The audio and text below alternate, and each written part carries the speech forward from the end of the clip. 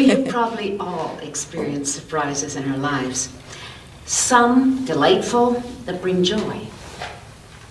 Some painful that bring grief and sadness.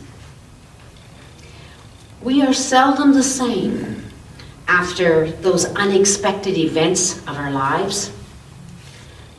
A quote from Rumi, Sufi poet of the 13th century, points to the life-changing possibilities within so many of our surprises. Quote, "My boat strikes something deep.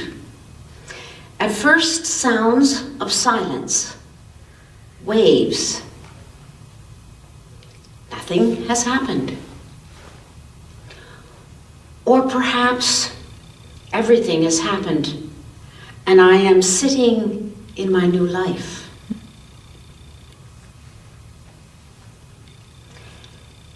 How have surprises reshaped you? Surprises can challenge us to be startled awake, as Vero shared a little bit. Surprises can have the challenge of inviting us into courage and to look at something we otherwise wouldn't have done. Sometimes surprises can shock our very core. Christina Baldwin, in her book, The Seven Whispers, a spiritual practice for times like these, includes as one of those 7 whispers that she practices each morning, surrender to surprise. In the chapter on surrender to surprise, she encourages her readers to stay open to something new within the unexpected that comes our way, to hold that surprise or surprises with a sense of wonder. Baldwin encourages us to, and I quote, "practice in each day acceptance of the unexpected, to even intentionally leave space in the day for something to happen that isn't on our lists of to-dos." The call stories from the lectionary readings this last week and again this week are about some of that. The responses to the calls within the stories have some wisdom to offer us as well along our faith journeys. Last week, yes, we heard Jeremiah's call. This week it's Isaiah's and the disciples' call. And through each of these calls, we are invited to reflect on our own call once more. What does it mean to you to be called? To where have you been called? To whom have you been called? And how is the Spirit calling you today? Well, what surprises have you encountered as call came to you and insisted on reflection and response? Important questions for us here at Winfield United too, as we are engaged in the process of calling a new minister. Briefly last week, Jeremiah's call story had revealed resistance. He wasn't up to the task. His misgivings, his fear, maybe even anxiety, point to his humanity, as we noted. We noted that these were all understandable reactions to the call to be God's followers in the world. God didn't accept these feelings as valid disqualifications from service, and the call to serve was there regardless of the objections. Isaiah's call, though, today, and response, is quite a contrast to Jeremiah's. Isaiah is taken by surprise, you could say, well, with angels and pyrotechnics, light flashes, fire, a theophany experience, we call it. He holds that capacity for wonder and ability to accept the unexpected that's key to his call story. Only a momentary hesitation, and he enthusiastically accepted his commission with, "Here I am, Lord, send me." Courageous enthusiasm maybe for heroes and saints, but not I, Lord. How many times has the needs of the world, the community you are part of, right here in this place, asked you to consider a service, and you responded with, "That's not my gift. I've never done something like that." And then you take a second look at the request and begin to think about it.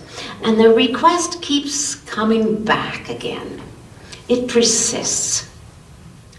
Well, we may feel unsuited for the particular responsibility, yet often enough someone else sees something within us that we didn't know we had. And we discover together gifts, abilities, and interests that have been cultivated over the years that we can offer to the community we're part of. Call also reminds me of the owls at the beginning of the Harry Potter books. The owls, symbols of wisdom, of course, bring Harry invitations to attend Hogwarts School. Again and again these invitations come. Even his parents couldn't stop the particular message getting through to Harry, though they tried. God's call can be relentless and inevitable when we look back on it. The call happens anyways, and then in some unexpected moment, some awareness when we hear ourselves saying yes to the request to serve, and wiggling out just doesn't work anymore. Isaiah's call was one of those defining moments that alter the rest of his life.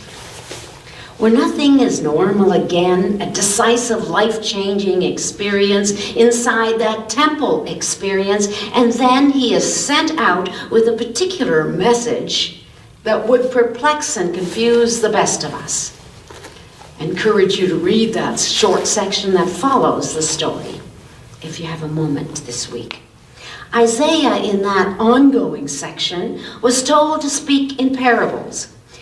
Words like make their hearts calloused, their ears dull, and close their eyes. How strange. Isn't it the opposite?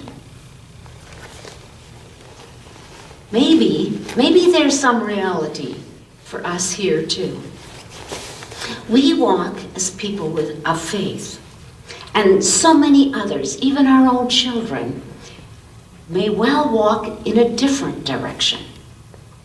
We live now in a time when news stories reveal hate towards enemies, and we try to hang on to some way of loving our neighbor while others are building walls that divide, destroying hope and keeping out new possibilities for desperate people. We live in a world that measures success by the number of cars in our driveway, and yet you and I are a people that share a common meal. Just a small piece of bread and a sip from a cup, and we're asked to share the loaves and the fishes that we have with those in need. We too are sent out into a world of contrasts, poetically expressed in the plucking up and pulling down, the building and the planting, like Jeremiah's call was. And in Isaiah, it was the going and speaking an uncomfortable message along with the words of promise to persist and to endure. We too are asked to put out into deep waters and walk the way of peace in a violent world, to practice forgiveness and the way of love in risky times, remembering that there will be times when a holy seed will grow. And this then takes us to Luke 5, and another life-altering call story. Jesus' reputation was spreading rapidly. Crowds pressed in upon him as they leaned in to hear the words of wisdom that he spoke. And Jesus sought sanctuary in Simon's empty boat across the shore. Yet even there, he continued to teach. And in this particular story, it's not so much his teaching, but what happened next that obviously caught the storyteller's attention. When he finished teaching, Jesus instructed Simon to put out into the deep waters. We talk about deep water often as those challenging places in our lives, even crisis moments, times when we feel overwhelmed. If these fishermen want a catch, want results of their efforts, they need to be willing to go into such places. And despite Simon's response, something like, been there, done that, they go and the result is abundant. It's overflowing, amazingly surprising. As this part of the story of these three disciples, Simon, James, and John, ends, Jesus draws them into an unexpected new direction for their lives with the simple words, "Don't be afraid." The Message translation says, "There is nothing to fear." And they pulled their boats up on the beach, left them nets and all, and followed them. Indeed, in the middle of our everyday of our lives, the Spirit calls, beckons us towards something new, always forward. The Spirit is calling us not to dig in our heels, but rather to fold up our nets, to pack up our tents and get moving. The call to Christian discipleship is a call to get going, to get involved, to come along, to help create a better future for our faith and for our world. At this point now, I would like us to take some time for some silent reflection and maybe even a bit of shared reflection with someone beside you. In the ordinary times, the everyday world of our lives, the Spirit does break through in unexpected beams of light or ahas or alleluias, and nothing is the same as what we've been talking about. So think for a minute.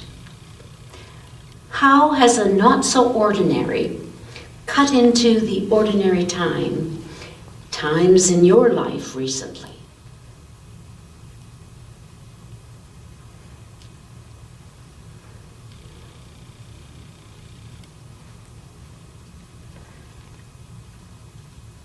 What do you sense the Spirit is calling you towards?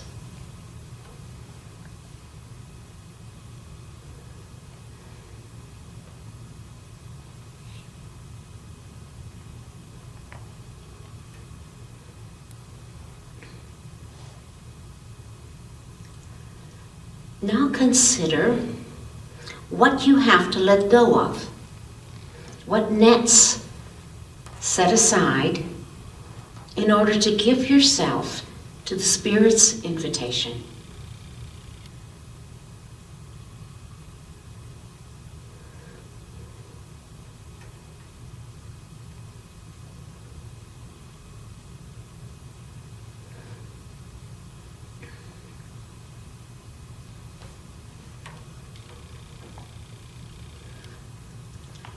I'm going to invite you to share with someone beside you in groups of twos or threes, only for a minute or two, what wisdom comes out of that quiet reflection you just had.